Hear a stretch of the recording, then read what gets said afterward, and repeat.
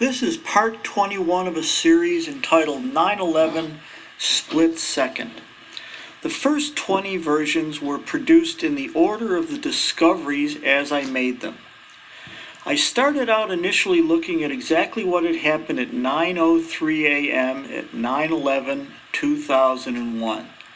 We looked at ABC News, then CNN News, then NBC News, then CBS News, then Fox News, and then BBC News. Then we started to combine networks, CNN and Fox News, CNN and Fox News again, WNYW News, WNYW News again, NBC, Fox News, CNBC News, NBC and CNBC News, CNBC and Fox News, CBS News, ABC News, NBC News, Fox News, and then we go to the transcript and audio of Flight 11. And then we listen to Katie Couric and Matt Lauer and Al Roker and their witnesses. And 21 is going to combine all of the information and present it mostly in the order in which it occurred on that day. We began about 8:54 a.m. on the morning of September 11th, 2001. We're on WNYW Fox 5 News local reporting, and we have our local reporter Dick Oliver standing in front of City Hall waiting to report on Tuesday's election, which will include a mayor's race, which will result in the election of Mayor Michael Bloomberg. Let's listen to the interview as it begins, spontaneously as far as we could tell. Sir, did you see what happened? Go ahead. Yeah, I saw something like bombing. Did you see anything hit the building, or did it come from the building? That's the bomb, I think so. Something hit the building? Yeah. All right, thank you. We first examined this interview, 12 seconds in all, in the part 9 of our series. Let's return to the interview. Let's return to the video of the interview. Look at it very carefully because it will put the entire rest of the day into a completely new perspective on the entire day's events. As we begin our investigation, we should look at the girl, the little baby, and not just any part of the baby, but look at the eyes. When she first shows up on the screen, the eyes look like large black dots, and then they become larger black dots, and then it looks like it's just a bar in front of her face, and then little black dots, and then all of a sudden, there's a sudden shift in the view of the little baby, and there's a face. There's little dots, there's a delicate little nose, there's a mouth, and there's light on the face. As we come through the next slides, which I was able to reproduce over and over and over again, but nothing in between, the girl's hair grows, and it just keeps growing. Where does that hair come from on a little baby? As we keep going, we realize that those dark eyes look up again. Maybe that's just a shadow. And then we come up upon the next few frames. Look at the little hand over on the right. It's always against the man's neck. The man's neck is always a dark shadow around the hand, and the hand is always a delicate little white. Watch it as it goes through the little session. As we come along, the girl's hair gets longer, keeps looking up and down. Then there's a sudden, immediate shift from the two-screen vision to the one-screen vision, and the vision is different. Not only does the baby look completely different, it has a complete jaw now, it has a bigger nose, and you can't see the eyes because it's grown so much hair in the last 3 seconds. look at the man's face. There's no lines or wrinkles, no indication that it's alive. Okay, and you can see that delicate little hand off his side of his neck, surrounded by this dark shadow. This couldn't happen if there was only one cameraman there. There must have been two cameramen. Were there two cameramen? I don't think so. This was a complete shift of scenes. One scene didn't bleed over into the other scene the way it would if it was a normal television broadcast. Notice that the microphone, which was right in front of the little girl's face a second ago, isn't visible at all. Now as we go through this, we find her eyes just peeking out a little under her big hairdo as she keeps looking one way or the other. At times, it looks like there's no face at all.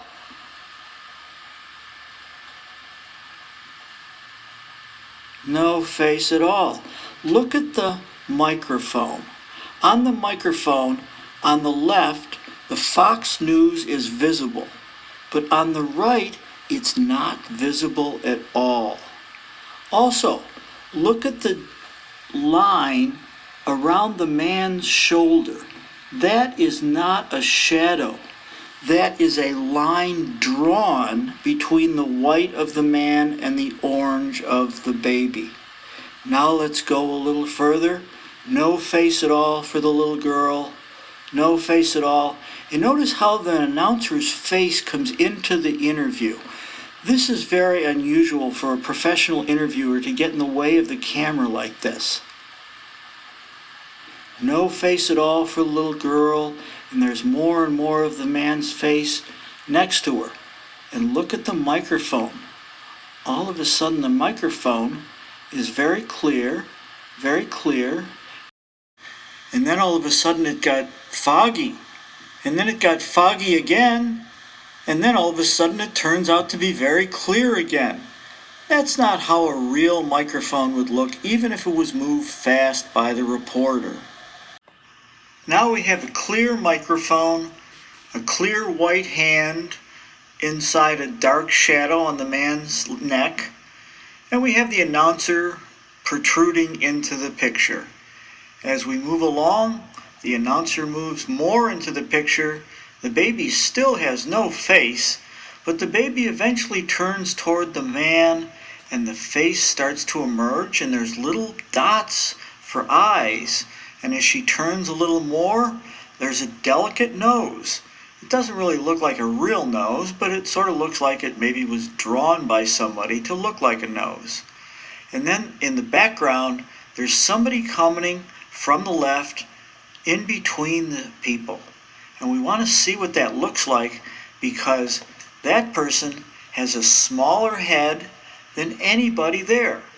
The announcer is closer and has a bigger head, the baby is smaller, and the person behind is going to have a smaller head even farther. But as soon as that person comes out from up behind, the scene changes dramatically, and we merge back into the split screen that we had a little while ago. And some of these views are really eerie, with a fuzzy microphone again,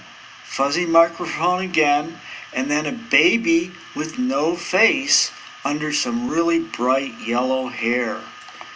Then the microphone moves back, and as it moves away, there's a bright orange flash between the baby and the man, and it looks like there's a dark shadow that's the shadow of the microphone.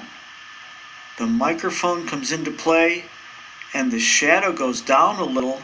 The baby has no face, but there's still that little white hand around the neck in the dark shadow, and there's still that dark line that looks like it was drawn between the white of the man and the red-orange of the baby. And then, as we move back again, we see the microphone get smaller and smaller still, and then on the lower left, do you see what happens? There's a shadow, and it's a shadow of the announcer's face. And as that shadow moves a little, you see the announcer's face move a little, and you actually see some white in the middle of a shadow. Could that happen on a real shadow? Then the shadow moves away, and the baby and the man move away.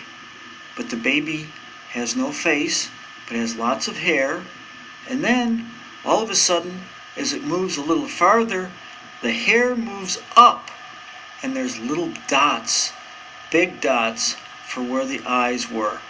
And then the hair moves up some more, and the arm looks really small, but in the last frame that we have, there's really no arm as this cartoon moves off the screen. Then, just as the camera was panning up towards some trees, local reporter Don Oliver for local New York WNYW found himself on national news and probably international news, because at that very instant, with the camera pointing up to trees, both Fox National locked into local affiliate coverage for Fox 5 News, but it's only down in the bottom. On the top it says courtesy WABC. Then on the left, CNN has the exact same shell. These companies are supposedly competitors. There's no obvious connection between them. Why did they both put up the same shell, connecting the WNYW shell in the middle with the blue and the white and the live Lower Manhattan into the larger shell that has North America on the left and down on the bottom, different text? As we move a little, we find that there are a group of people all clad in white walking away from the camera, and then we pan over and we realize there's a woman coming toward Don Oliver, and she gives an interview. As she begins the interview, we find out that what was courtesy WABC on the Fox News channel is now courtesy WNYW on the CNN channel, even though WNYW is the local Fox 5 affiliate. How could it be that the same shell could have two different stations attributed for the video?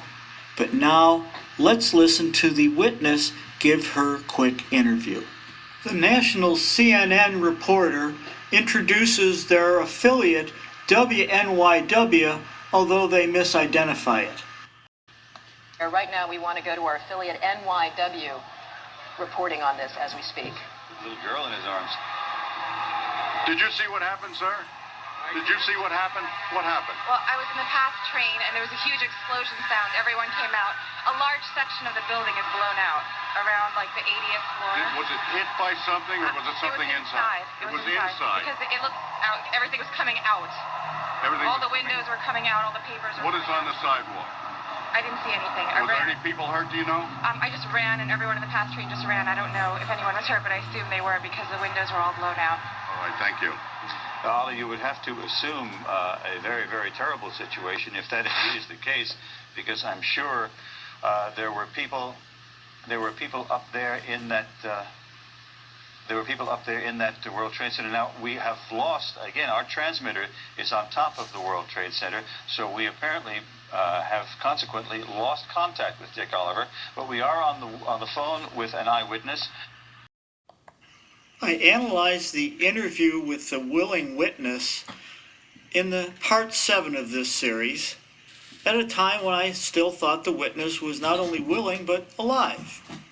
In part 8 of the series, we examine the details of the mystery of how CNN and Fox, two apparently competing entities, would suddenly shift to the same interview 5 minutes after an event happened in a local area, New York City. Then we realized it was a cartoon that had preceded the willing witness's interview, and so then we looked at the witness more carefully. And just as it was the fingers of the little baby that partially gave away the clue on the man and the baby interview, it was the fingers of the woman that gave away her as well. I only was able to capture her hand twice in the interview, and both times they had one thing in common. Can you see something odd the first time? There's a thumb and there's 3 fingers. Where is the 4th finger? In the second view, there's 4 fingers again. What are the odds of both times the hand is showing up apparently randomly as she's waving across the screen with only 4 fingers? And look at the second time compared to the first. The finger, the index finger, gets longer the second time. And then as she leaves the interview, her finger gives her way again. Originally, her finger is stuck out as straight as you can be, actually straighter than you can be, with no knuckles, a complete, pure reflection of white.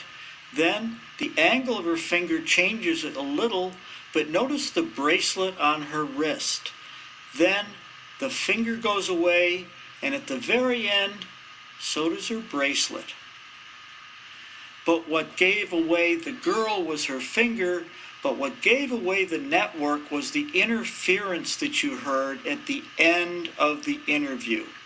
The announcer mentioned that they had their tower on the top of the World Trade Center, and so there was interference and that they had lost it. But if you look at the video, there's a split screen with the 2 networks.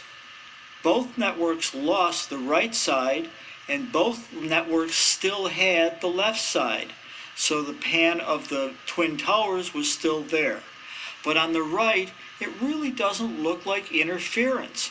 What it is it's a series of blocks of black and white horizontal bars that shift between but are captured on both networks. And then it goes almost white, and then it goes completely black. But it's not just completely black, because you can hear it on the interview and you can see it on the screen. You can see black squiggles going up and down the screen. And the reason you can see it is because the black squiggles are bleeding over to the picture of the Twin Towers. If this was interference of the screen, it wouldn't bleed over into the Twin Towers. This is an indication that that's not real interference. Then the scene shifts from a 2 split screen view to the familiar view that we have of the Twin Towers with no interference.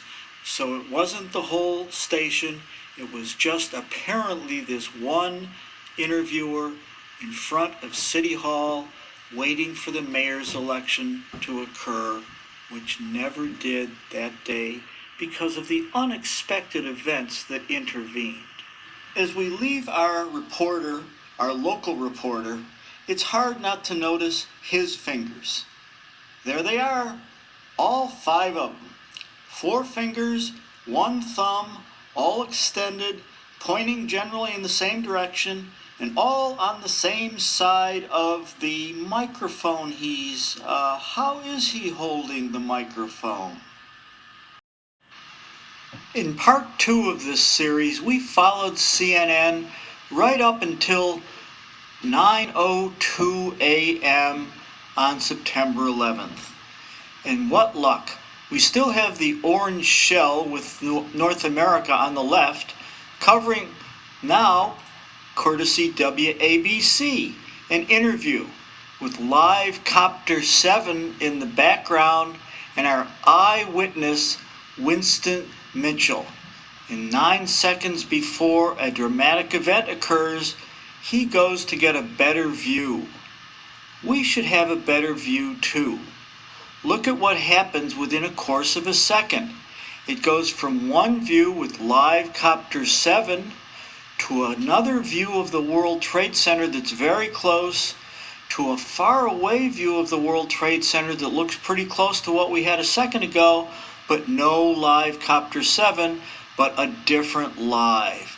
How could that happen on a live television show? What we should do is we should look more carefully at what happened in those seconds. In the very beginning, we had something that looks now very familiar. We see a plane coming from the right and going toward the left and toward the Twin Towers with our Copter 7 vision. Then the view changes. It merges two views of the towers. The faraway view is still evident in the center of the screen, but it's being covered over by a much closer view of the towers with much brighter vision. Then all of a sudden it goes black, but as it comes back from black, it doesn't come back all at once. I was able to capture a couple of scenes where there are little white, tall, up and down lines in the lower part of the screen, and as the screen comes back, those portions reflect the brightest part of the up-close version of the towers. And in that up-close version, we have horizontal lines as well as the vertical lines that are the towers themselves. And then we come upon another view that we captured in two different browsers that look slightly different in terms of the width, but they both have a black line in the middle of the screen, as well as a horizontal, looks like a double line toward the right side of the screen, but not completely on the right. Those look like slides. They don't look like a live television feed. And then we get the close-up view of the towers, and close-up view of the towers starts to fade, and it fades to black, but not completely black. Look carefully. Toward the top of the screen, there's an uneven blob that's made up of horizontal lines on top of a tower. And the horizontal lines correspond to something in the very next screen. Oh, the familiar view of the towers. It looks as though the horizontal lines are the shape of the smoke. I put it on two different browsers, put them next to each other, see what happens.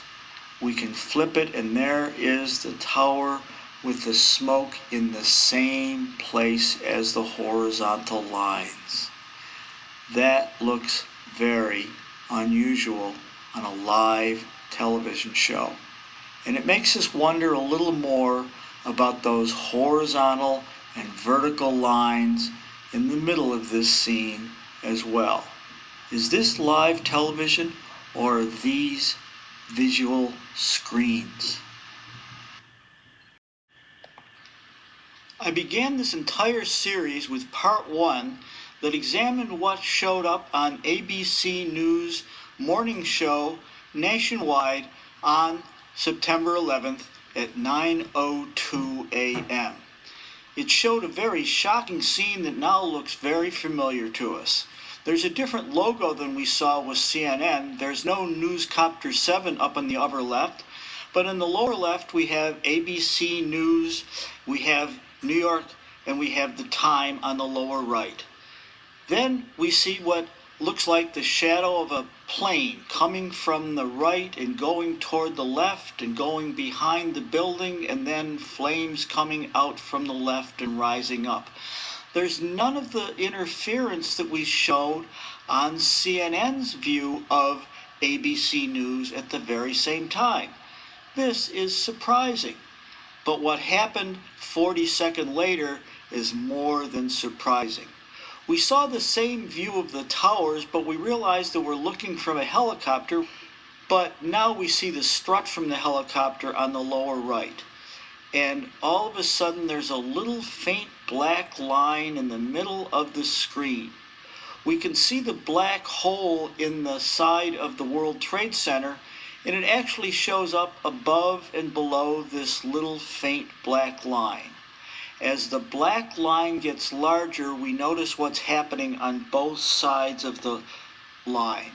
We have smoke coming out of the top of the tower, and we have that on the top, and on the bottom it looks like a little white oval in the middle of the screen of the towers. And as we look a little more, as it gets a little darker, we realize that it looks like it's the top of the towers as well. But the smoke doesn't look exactly the same on the top, on the bottom. On the top, the smoke seems to be centered over the tower, and on the left, the smoke seems to be skewed a little to the left. Now, in a split second, what happens? The red ABC logo disappears, and the smoke on the tower disappears as well. On the top, but not on the bottom. We can see the helicopter strut more clearly than we could a second ago, and the entire tower shows no sign of damage at all on the top, even though on the bottom it still has smoke on the top of the tower and black hole on the side. As we move to the next scene, it shifts a little to the right, and both the top and the bottom are moving to the right, but the top is a green color and the bottom is a grayish blue color. They're not the same image. And finally we move over till the top of the tower on the bottom of the black line actually moves up so that we can't even see it. It gets swallowed up by the black line, but there's no smoke at all above the line. It stays green, and below the line it stays white and gray. Look at the line itself. It's not a regular line. It looks as though it is sewn. It's not the same texture all along the way. It doesn't look like something that would be in a mechanical result. It looks like these two things are sewn together. It doesn't look like live television. In part 12 of this series, I examined the coverage of CNBC on 9/11. Mark Haynes had to interrupt his normal business broadcasting because he saw a vision of the World Trade Center on fire. And so he talked about it with his studio colleagues for about 11 minutes until 9:02 when he broke into the NBC coverage. What luck! Seconds after he broke in, a black dot shows up at the top of the horizon and starts moving down toward the World Trade Center. This happened so quickly that they didn't even have time to shift from his live to live copter as the attribution. Live copter 4 is there, and we wait a couple of more seconds, and apparently that dot is getting closer and closer to the World Trade Center, and all of a sudden it shifts to a blank screen, but not a completely blank screen. It's a black top and a white bottom, and Mark Haynes's ticker tape is still going on the bottom, which is why we can sequence all of these frames, and his 902 with the stocks on the right is still there. So it's not a complete failure, it's a failure of the visual of the World Trade Center. Then it goes black, comes back a little with some foggy, comes back a little with a different foggy, and then it comes with quite an interesting view. The lines on the picture are going from the lower left to the upper right, and it looks as though it's the World Trade Center, and it looks as though there's a little white flash coming out of the World Trade Center on the left. The live copter 4 is a little messed up, and up at the top it looks like there's a spiral at the top. Almost looks like a notebook. Looks like it's perforated with holes. And then 2/3 to the right, on the top, there's a dark rectangle. And right below it, there are 3 or 4 rectangles visible straight down. So they're not misaligned, but all of the dots are to the left. And Mark Haynes's ticker tape and his time are still fine. Then it goes completely black, black again, and then several scenes show up with black lines in the middle, smooth on the bottom, and little dots right at the top of those lines. And one time they even had two of those lines on the screen at one time. I couldn't capture them all, but it was very visible that this was happening as you watched it live.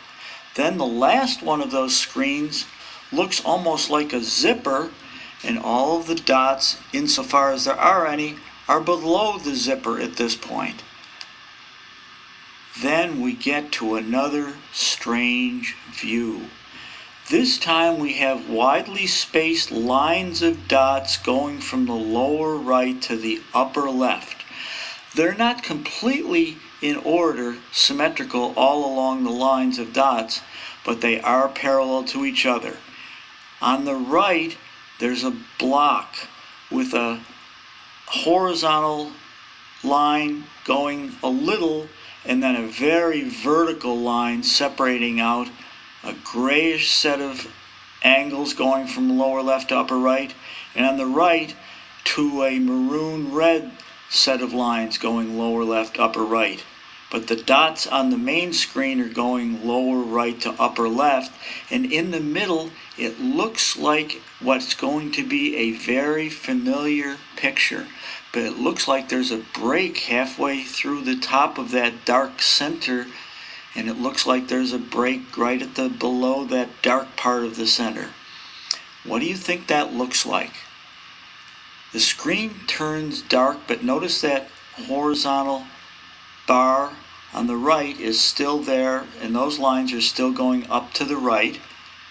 Then we get an even more interesting picture. It's the World Trade Center, but not completely, because the Trade Center towers are split. The top is on the left and the bottom is more to the right. The live Chapter 4 still shows up on the screen, and on the left, where there is probably a flame, it turns out the flame has green on the left, yellow in the middle, red on the bottom, and there's no flame above the split of the towers. Then it goes dark again, but we still have that bar on the right with the little lines going from the lower left to the upper right. And then what do we get? We get the flame, but not any old flame. We get a blue flame. And Live Copper 4 used to have a red line under Live, and now the line is green, and the smoke on the left side of the towers, that's green as well. Oh, good. In a split second, we get something a little more familiar. We get a red line under the Live for Chopper 4, and we get orange smoke and a really orange flame that is a lot more familiar to people. So we watch that flame get larger and larger, and then all of a sudden the Live Copper 4 goes away. It stays away for a little while, comes back, makes a very faint appearance, and then it changes over to Live Skycam. I guess we got to get everybody's credit as clearly as we can in the middle of this event. So it stays with Live Skycam for a while, changes view, and then comes back to Live Copper 4.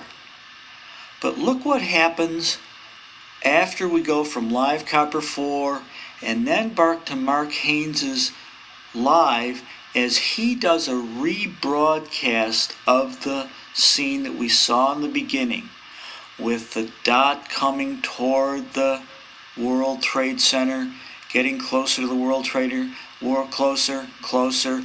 Then there's a yellow flash, there's a familiar red-yellow flame. It gets bigger and bigger and bigger and gets more and more familiar to us, and there was no interference. Mark Haynes called this a tape of the event, but if it was the tape, What happened to all those strange scenes? I had originally looked at the NBC footage of 9/11 in section 3 of this whole series.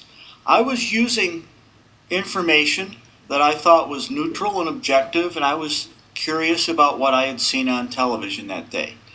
I re-examined the information in part 13 of this series after I had seen the video that I talked about in part 12 from CNBC.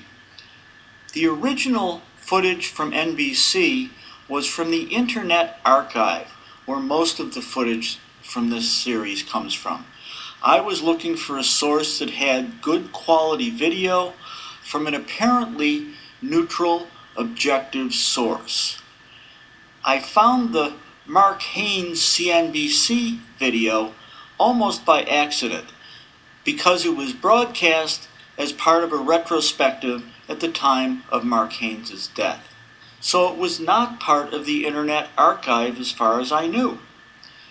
When I had originally looked at the NBC footage from the archive, I saw the black dot come in from the distant helicopter view, and then just as the black dot apparently was entering or hitting or nearing the World Trade Center, the view shifted dramatically to a very close-up view, and that seemed very, very surprising because in the close-up view there was flame coming up from the left in the lower left corner, and just as that happened, it shifted back to the long distant view from the helicopter with the towers already in flames. It seemed like quite a coincidence that there would be this dramatic shift just as the towers were apparently being hit. As I continued to look at the video, I saw the flames go up and up and up. I saw the shift of view to what now turns out to be the ABC view of the plane, and then a weird vision that suddenly changed back into what was to become a replay of the original hit. But before the replay was shown, a series of screenshots showed up with lots of horizontal lines that were very light. They were very visible at the time. I'm sure I didn't capture all of them with my screenshots, but those look like slides. And then, when the replay is played, there is a smooth transition, all from the helicopter view, from the towers with no flames to the towers with a really small flame that eventually get larger, and eventually you're shown even larger on the ABC view of the towers. So there was no interruption at all. There was no view from the close-up towers in that replay. So where did the close-up towers come from, and why were those light slides there? Then I looked at what is now the anniversary show for September 11th that NBC broadcast. Not surprisingly, it has a view from the helicopter as the black dot comes in, and as the scene shifts, it goes over to the close-up view. It turns out this close-up view was actually being shown apparently live on Fox TV. So now we have Fox TV's feed suddenly showing up on NBC's live feed for 8 seconds. The exact same 8 seconds that all of the interference from Mark Haynes' CNBC view of apparently NBC view showed up.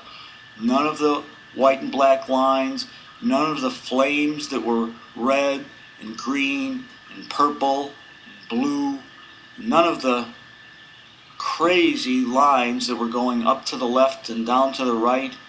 None of that was on the screen. It was just a view from Fox News. But in the NBC Memorial retrospective, they still have those horizontal lines showing up just before the replay of the towers coming through, the same way that replay looked on NBC in the archives. Why would anybody have to have slides on an apparently live television show? Well, maybe we can learn something by looking at what happened to CBS. CBS has apparently the same perspective on the towers just as they're bursting into flames. Do you see something that's different?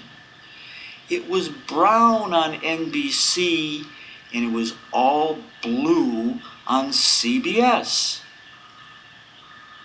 Do you notice that on NBC there was a background? It looked like a coastline on the other side of water, and it looked like there were boats in the water. Where's the coastline? Where's the boats? Where is any background from New York City or New Jersey or Connecticut, any place near the World Trade Center on CBS? Maybe they could have used the little slides. I first noticed the blue background flames on CBS when I was looking at 9:03 right as the plane was supposed to have hit the building, and I noticed that that was different than some of the other brown shots that were shown on CBS from a different vantage point between the two blue shots. That seemed surprising enough.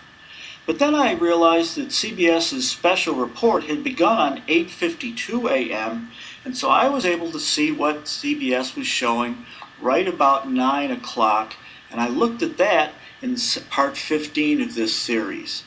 And what I noticed for just a split second was a black line, actually two black lines, actually three black lines, two parallel sets. One is a black line that goes all the way across the screen, and the other is a pair of black lines. The one on the left starts on the left and goes about a third of the way. The one on the right doesn't really start on the right, and it has a big knob, a rectangle, just a little off center on the left. This doesn't look like an accident. It doesn't look like any of the fuzz that's above and below. It actually looks like a professional camera. This reminds us of the ABC black line that also had one view at the top that was green and another view at the bottom that was blue and gray. Let's compare them. The ABC had a much clearer picture to look at, and it also had a much fuzzier black line. The line on the top was actually very straight, but then in the middle it almost looks like it's sewn together, and on the bottom it looks like a fuzzy series of white patches that change the view compared to the top of it. It almost looks like the two views are sewn together. On the one on CBS, it looks very, very professional. Now, look at what's happening. It's also got flames on the bottom, smoke on the bottom at least, and then towers of a different color on top. Since live television doesn't have frames, let's imagine this really is a movie, and that what we've captured is a situation where the bottom is moving up, and we've caught it halfway through the way you used to see television back in the 1950s. If that's true, it's the bottom of the towers, and then it's the top of the towers coming up from the bottom, rolling through a vision. The line gets a little vaguer, and then it goes away, but there's a white patch below it that follows along the line, and that white patch eventually changes so that there's no bottom of the towers above the line, now it's what looks like what might be smoke above the line, and that's changed as well. So now we have to both explain why the bottom of the towers seem to be above the black line when we can clearly see the black line, and now the top of the towers are above where the black line was and where a white line now is. How can they both be true? It goes completely black, but the little white line stays, and you can see it's in the same place where the black lines above used to be. You can see the nub a little off to the left on the top of that white line. It doesn't go all the way, and the white line bulges on the right a little. That's the black line again, and then as it comes out of that, we end up with the towers on the bottom in pretty good shape, and then what might be smoke above it in very different colors, and it's very pretty if you look at part 15 all the way through. No smoke on top of the towers. This is the most interesting one. It's got what looks like smoke, but look what happens in the upper right-hand corner, a neat little rectangle of a variety of colors. How does this happen in random interference? I looked at Fox News in part 5 of this series. What was happening at 9:03 on the Fox News that was available on the archives? It was Fox 5 News, and at 8:58 it was 67 degrees, and there was a live on the lower left-hand corner. As I went through the video, I noticed that at that point a different logo showed up. It was also live, but it seemed to be a better logo because it said New York City World Trade Center. But what happened right at 9:02 is that we had a very close-up view of the towers, and on the lower left there was this red box, so that as this smoke shows up, we can't tell where it comes from exactly.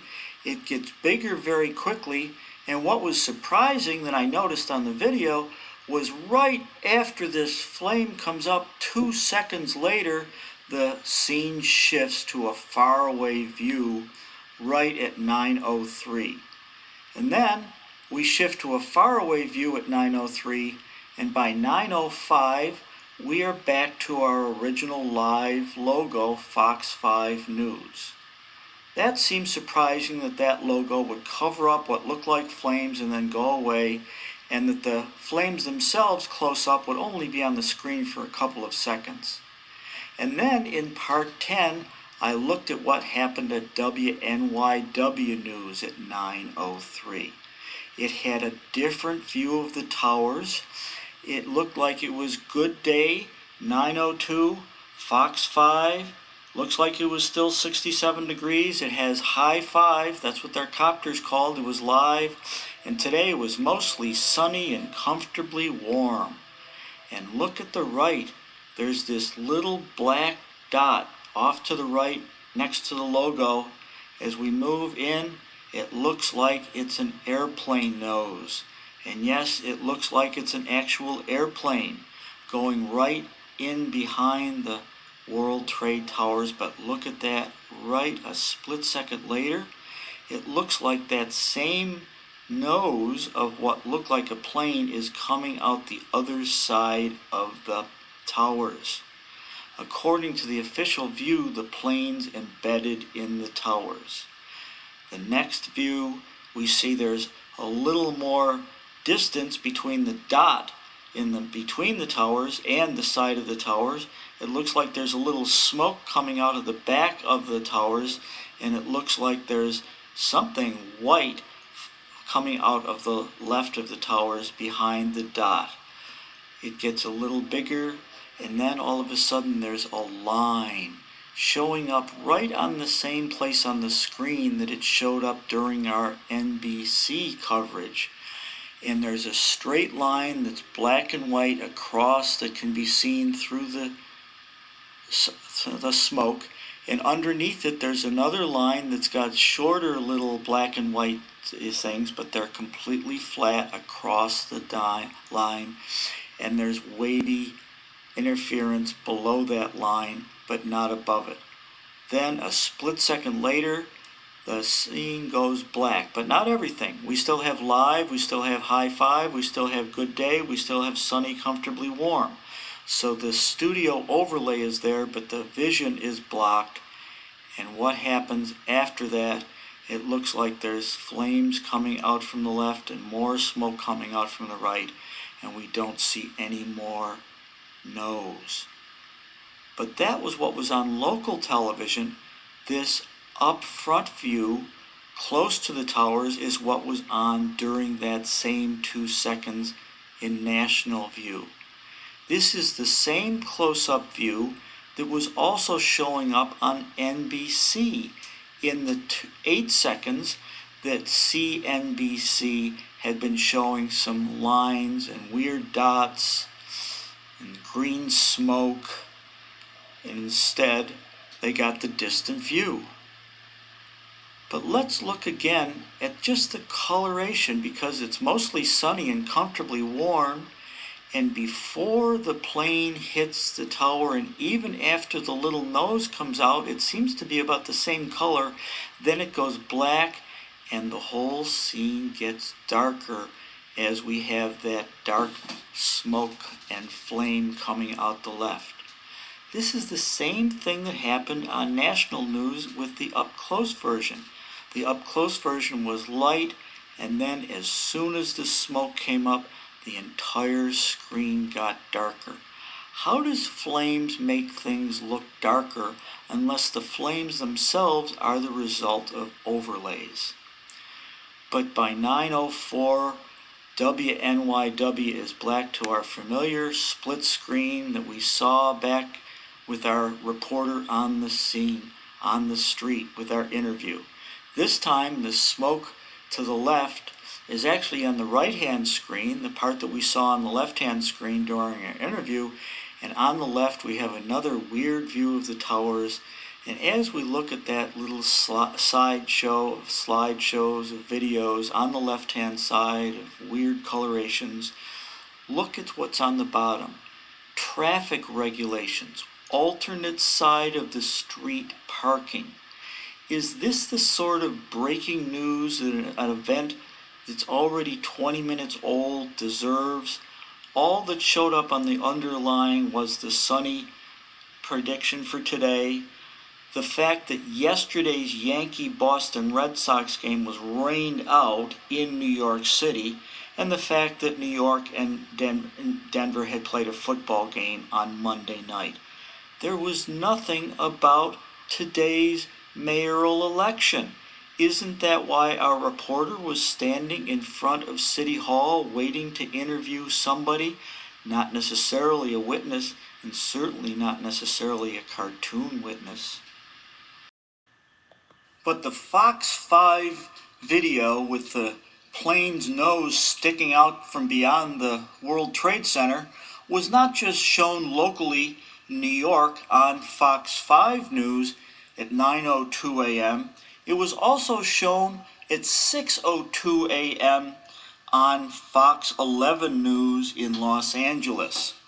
We still have the Fox 5 logo.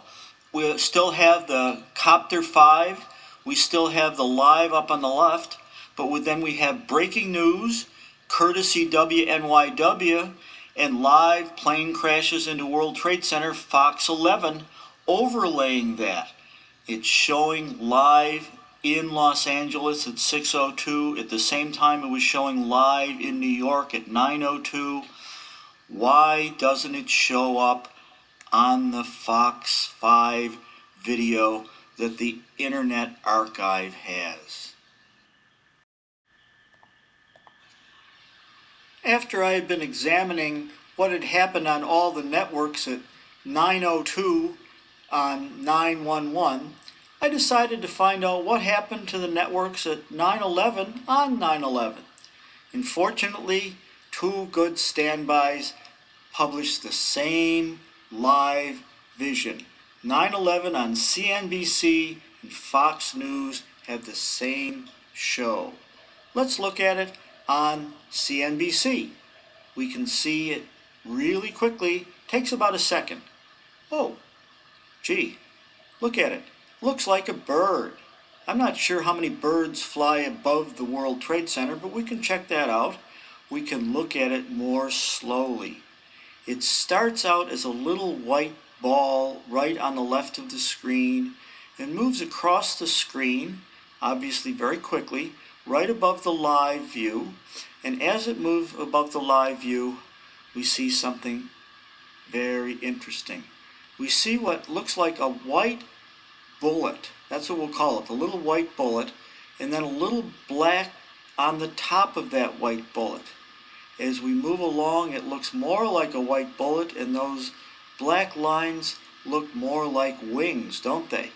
Look what happened to the wings. All of a sudden, the white bullet keeps going straight across to the right, and the wings have completely come off the bullet. They're flying above it.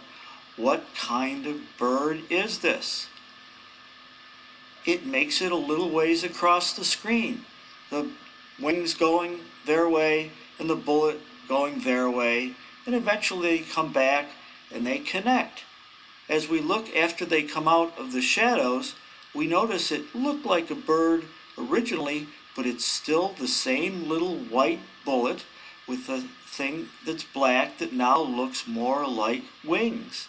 And even if it goes against the sky, it still looks like that white bullet, and what are supposed to be wings are upon top of it. But as it goes away, we realize, unlike any other bird we've seen, it doesn't seem to have a tail. Now let's watch it on Fox News 5. We've got the same breaking news with the red blocks on the left that we had at 9:03. So we return to it at 9:11, and what do we see? We see what looks like that same bird going across the screen. And if we look at it more slowly, it's hard to see, but there is that little blob on the left, and it does move to the right, and right toward the center of the screen, the wings go up, and the little white bullet, which isn't very white at this point, stays below. It moves in the same direction, and then as it comes out, it doesn't really look much like a bird, because if we count it, it looks like it's got 3 sets of wings. It flies across, it ought to get there with 3 sets of wings. And then if we compare it with the bird, or what looked like a bird on CNBC, with what doesn't really look like a bird on Fox News, we've got what looks like 2 wings on CNBC, what looks like 6 wings on Fox News. How could that happen if it was the same picture? Look at the towers and look at the background. See how light it is on CNBC and see how dark everything is on Fox 5. Looks like more overlays. As I reviewed the video from the various networks, I realized that there was some video that was pretty strange, but it didn't involve a plane, it didn't involve birds, it looked like it involved helicopters. And what we realized on part 16 of this series, when we looked at ABC News to see what happened at 8:56 in the morning, we saw what looked like a helicopter, a little black dot under the smoke coming toward the World Trade Center. As it approaches the center, it's a black dot. But as it starts to cross the dark face of the World Trade Center, the dot turns white, and it turns into a longer shaped dot than was black on the outside of the towers. As it moves across the towers, that little white dot seems to move along, and then it hits the corner of the towers where part of it's dark and part of it's white. On the light part of the towers, the dot turns dark while it stays white on the dark side of the towers. Then it moves to the left and away from the towers, out into the sky, where it turns black again and then goes off to the left beyond the edge of the screen. Then we looked at NBC News in part 17 of the series to see what looked like helicopters at 9:12 a.m. and at 9:40 a.m. on 9/11. On September 11th, 2001, at 9:12 a.m., two black dots show up on the right side of the towers. Could they be helicopters? The one on the bottom moves to the right and goes off the screen. The one on the left moves toward the smoke in the towers, and as it gets to the dark part of the smoke, it turns into a white dot. Then it crosses the radio tower, which is white. As it crosses it, the front of the dot stays white and the back of the dot stays black. Then it turns white again as it crosses the dark smoke. Then it turns to white smoke, or at least lighter smoke, and the white dot again becomes a black dot. That black dot moves to the left, stays black until it goes across the screen completely. Then at 9:40 a.m., a black dot shows up on the right side of the screen again. It moves toward this tower, it moves toward the dark smoke, and that black dot turns into a white dot. It crosses the black smoke, then it turns into a black dot as it crosses into the light smoke, and as it crosses the light smoke, it seems to be a black dot with a little white halo all around it. It moves across that smoke, it stays a black dot with a little white halo around it, and then it moves all the way across the screen and leaves the vision again. Were these really helicopters that could turn black to white to black depending on what the background was? After watching so many questionable videos and pictures on the 9/11 footage, I decided it was a good time to examine what was said on 9/11. I chose NBC because Katie Couric and Matt Lauer were visible on screen right before they went to the pictures of 9/11 in the World Trade Center towers, and right before they went away, Matt Lauer looked like he was reading something behind the flowers, where I'm sure they hide things to read all the time on the show, and Katie looked like she had a script on her lap, which was surprising since she was facing breaking news. It was even more interesting because just before they cut away, you could see Katie's eyes turn down to look at the script. Listen to part of what Katie had to say that day. Needless to say, it's pandemonium, I am sure, down there, and we gathered that from even the eyewitnesses with whom we spoke, and how terrifying this was for them to see. And you can only imagine, as you get closer to the Twin Towers, a New York landmark, what the scene must be like there. You heard correctly. Katie called the Twin Towers a New York landmine, and then she quickly corrected herself and called it a landmark. This shows that Katie was reading a printed script and probably encountered a hyphenated word. And then after she realized she made a mistake, she confused how and what. Just as interesting as the obscure historical information that weatherman Al Roker seemed to have on the tip of his tongue right in the middle of the stressful events of September 11th. Tall buildings have had a real problem here in New York. There was, back in the 40s, a plane hit the Empire State Building. In the 60s, a helicopter crashed on the top of what was the Pan Am Building, now the MetLife Building. The first eyewitness to call in to Katie that morning was, you guessed it, a television producer. She told Katie quite a few details that she recalled quite a bit differently when she wrote about it 10 years later. But on the phone, we do have Jennifer Oberstein, who apparently witnessed this event. Jennifer, can you hear me? Hello? Hi, Jennifer. Hi, Katie. Hi, can you please tell me what you saw and to give me any information about what's going on there? Yes. Jennifer used to be a producer for NBC News in New York. She mentions this briefly. As you know, I used to work in news. I've never seen any fire like this. She explains how she came to see the World Trade Center fire. Now, I came out of the subway at Bowling Green. I was heading to work in Battery Park at the Ritz-Carlton Hotel. And later she repeats the similar story with a little odd detail. When I walked out of the subway, I looked at the Twin Towers because, I just always look up there. It does seem a little odd that a regular New Yorker would always look up at the Twin Towers as they got out of the subway station. But 10 years later, she wrote that she looked up like a tourist. During her live report, she told Katie a couple of times how she interacted with the people around her that day. I gotta tell you, we were all saying around here that it was very interesting that it would be a bomb and it would be so high up.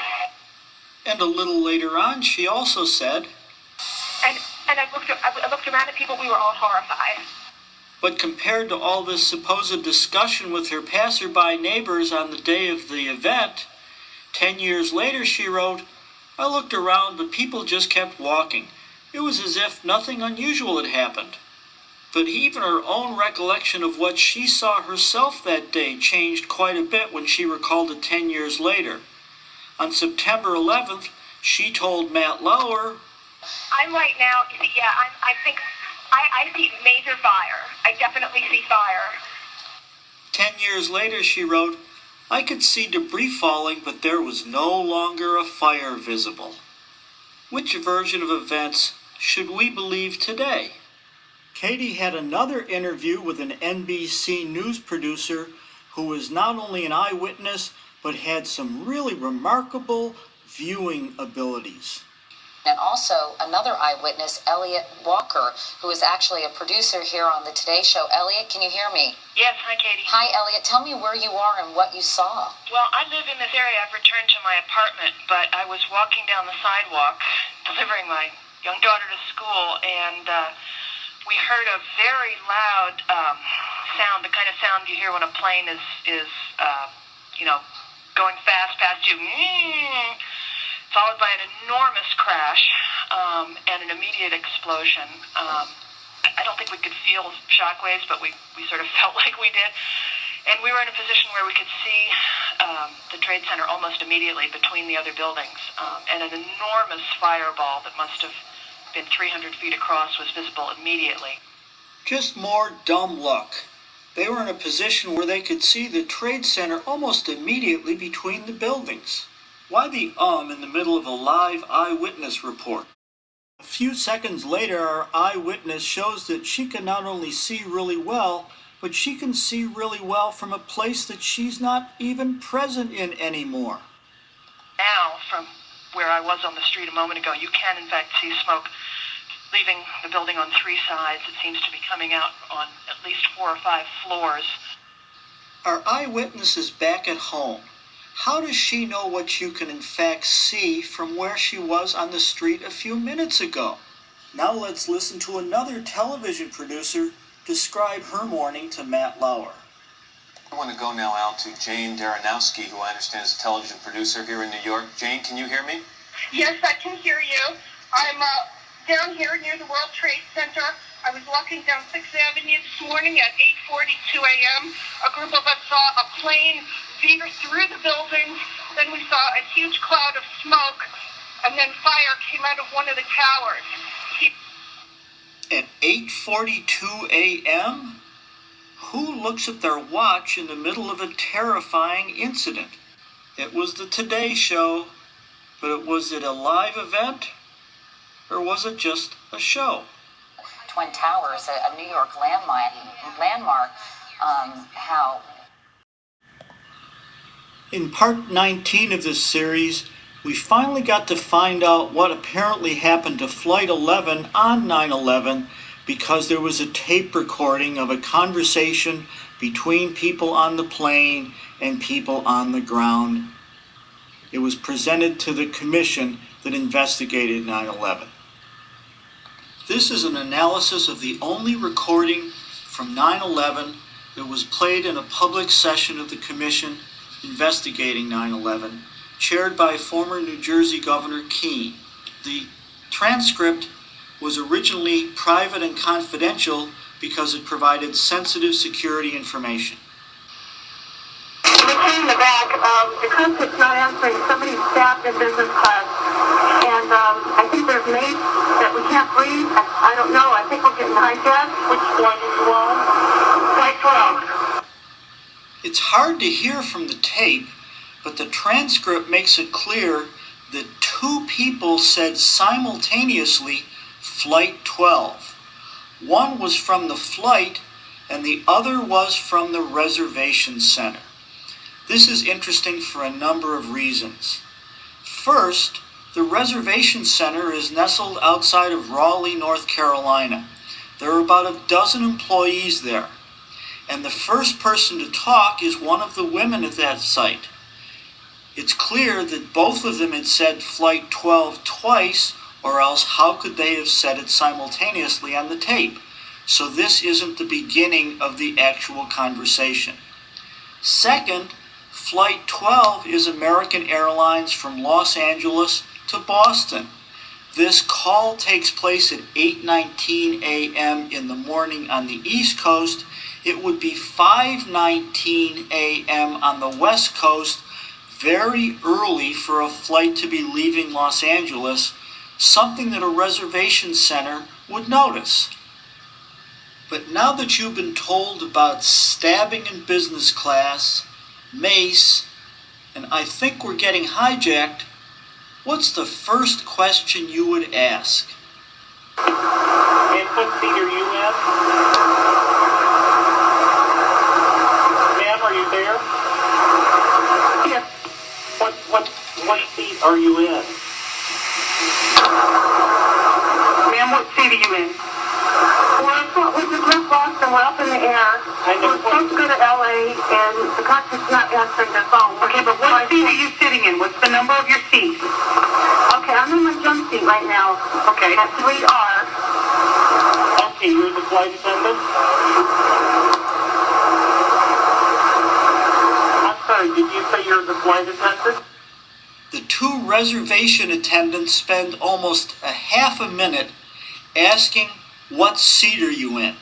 At least 5 times. Is this the most important information that you need after you've been told that there's a hijacking? And then, as soon as they're told 3R, they say, oh, you're the flight attendant.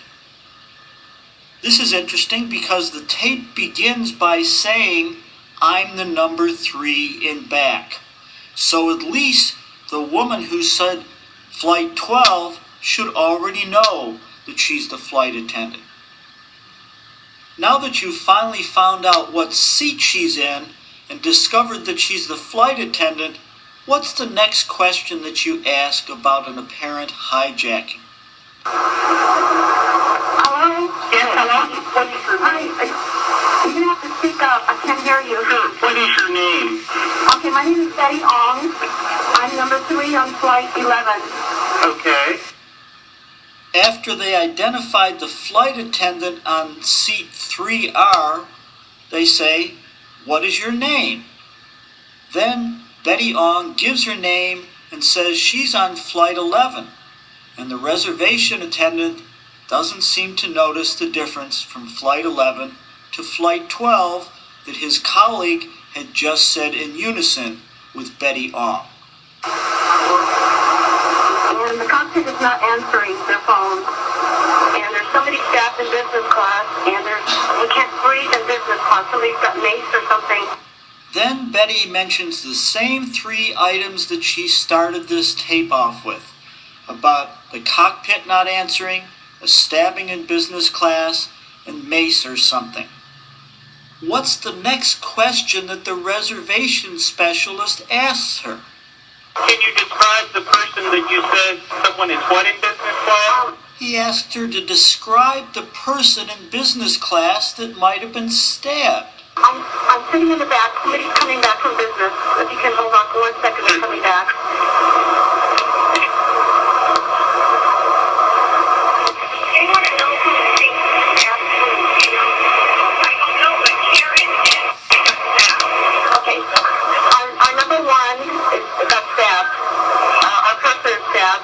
The number 1 was later identified as Karen Martin. Nobody knows who's stabbed who, and we can't even get up to business class right now because nobody can breathe. Our number 1 is stabbed right now. And our number 5, our first class passengers, our first class galley flight attendant, and our pursers been stabbed. The number 5 was later identified as Barbara Arestigui. And we can't get the cockpit. The door won't open. Hello? Yeah, I'm taking down all the information. We're also, of course, recording this.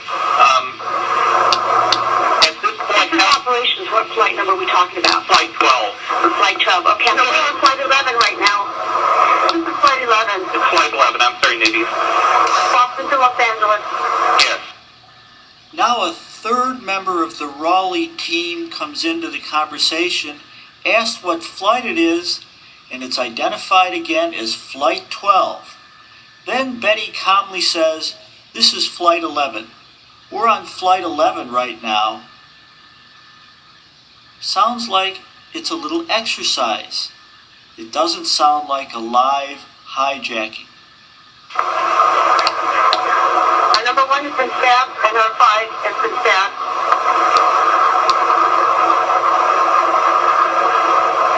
Can anybody get up to the cockpit? Can anybody get up to the cockpit? We can't even get into the cockpit. We don't know who's up there. Well, if they were shrewd, they would keep the door closed. And I'm sorry? would they not maintain a sterile cockpit? I think the guys are up there. They might have found their way up there or something. Nobody can call the cockpit. We can't even get inside.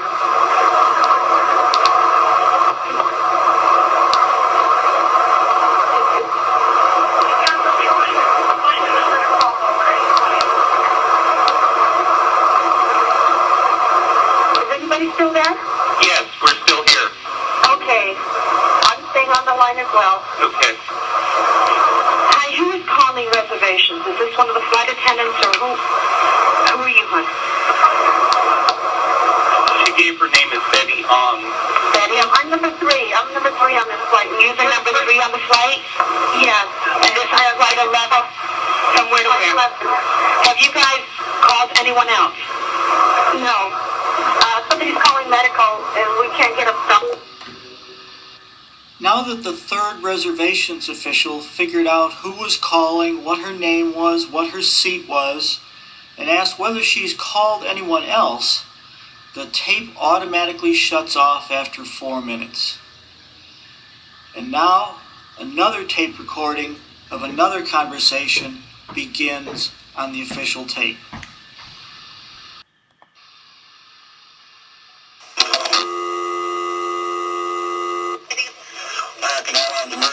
Please state your emergency.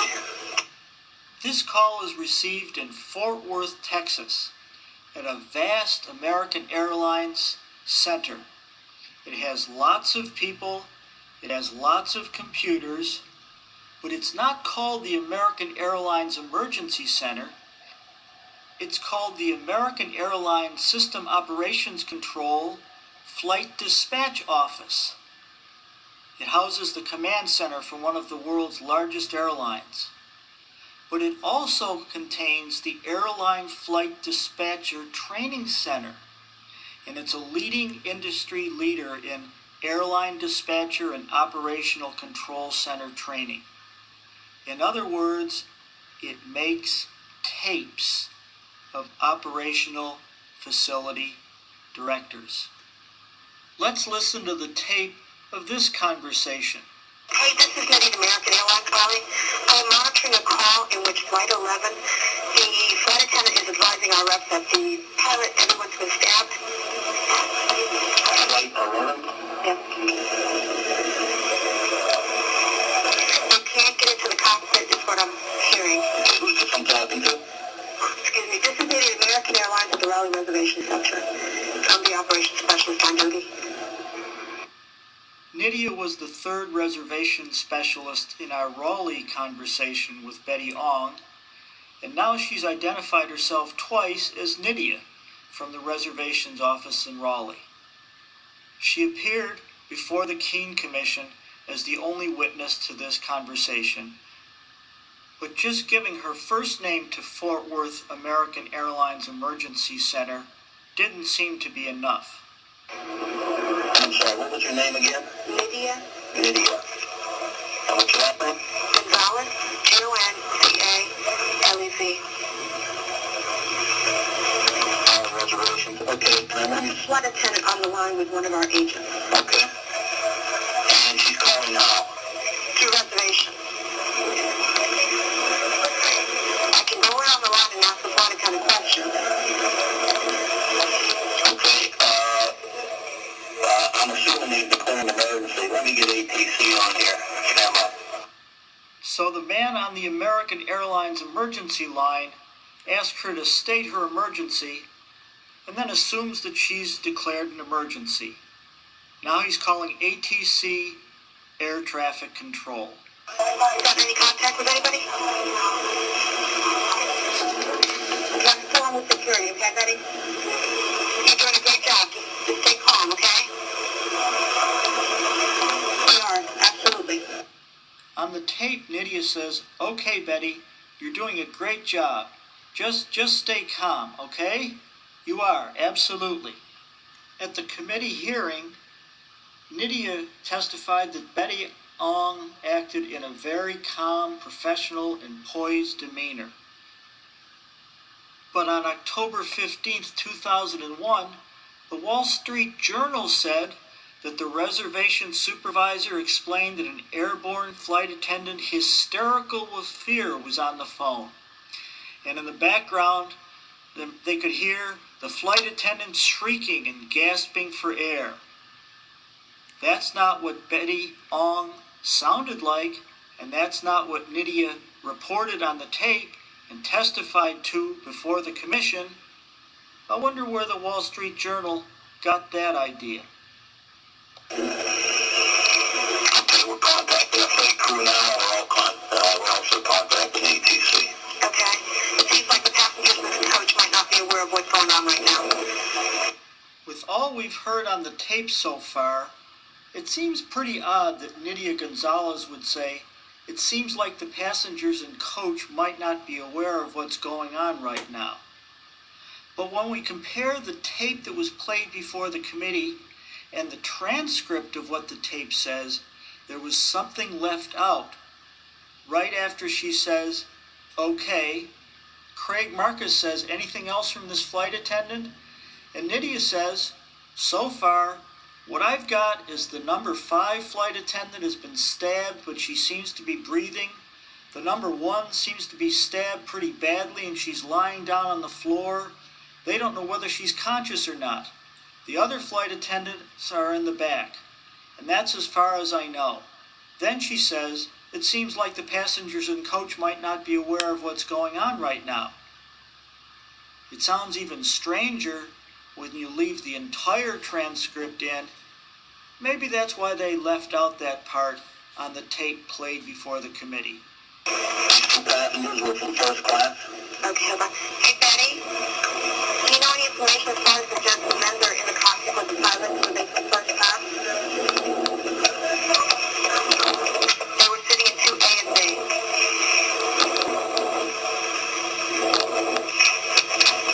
They are in the cockpit with the pilots. In the beginning of her conversation with the reservation officers in Raleigh, she told them nobody knows who stabbed who, and we can't even get up to business class right now because nobody can breathe. Now she knows that the 2 people in the cockpit were in seats 2A and 2B. Is there a doctor on board, Betty, that's assisting you guys? We don't have any doctors on board. Okay. So you've gotten all the first class passengers out of first class?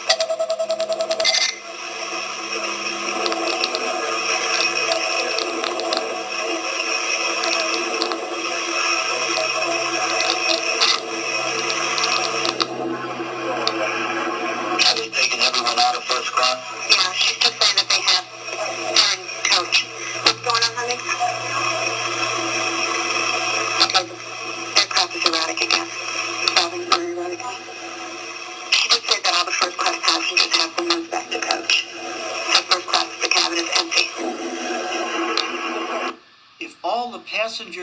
taken out of first class, how did she discover that the hijackers were in seat 2A and B? What's going on here, Jake? We contacted air traffic control. They are going to handle it so they can confirm the hijacking. So they're moving all the traffic out of this aircraft's way. Okay. He turned his transponder off, so we don't have a definitive altitude for him. We're just going by, they seem to think that they have him on the primary radar. They seem to think he is descending. Okay. Yeah. Okay, Vivian? Yes, dear, I'm here. Okay. The dispatcher currently taking the current fuel on board. And we're going to run some profiles. Okay. To see exactly what his endurance is. Okay. She doesn't have an idea who the other passenger might be in first. Apparently they might have spread something, so it's they have a hard time breathing or getting in that area. What's going on, Betty? Betty, talk to me. Betty, are you there? Betty? Do you think you lost her? Okay, so we'll stay open. I think we might have lost her. Just before the tape that was played before the committee ends, Nydia says she doesn't have any idea who the other passenger might be in first. Who was the first passenger that she did know about in first? Let's look at the transcript of the tape that wasn't played before the committee. 14 minutes into her conversation with American Airlines in Houston, Nydia says, "Yes, I'm here, Betty. He's the one he's in the cockpit. Okay, you said Tom Sukani. Okay, and he was in 10B. Okay, so he's one of the persons that are in the cockpit." And then she tells Craig, apparently one of the passengers that's in the cockpit name that they got was Tom Al-Sukami, and he was in 10B, not in 9A and B as previously stated. Forget about how they know what C he was in. Let's look who Satam Al-Sukami has been identified as and how else he was identified. It turns out that ABC news sources identify another hijacker as Satan Sukami, a Saudi national of American Airlines Flight 11, whose passport was recovered in the rubble. So Satam Al-Sukami wasn't just identified by Betty as this person who used to be sitting in seat 10B, he was the possessor of the indestructible passport. 2 large jet planes weren't found in the rubble, and their 4 black boxes weren't found in the rubble. But his passport was found several blocks away in the rubble. What a coincidence.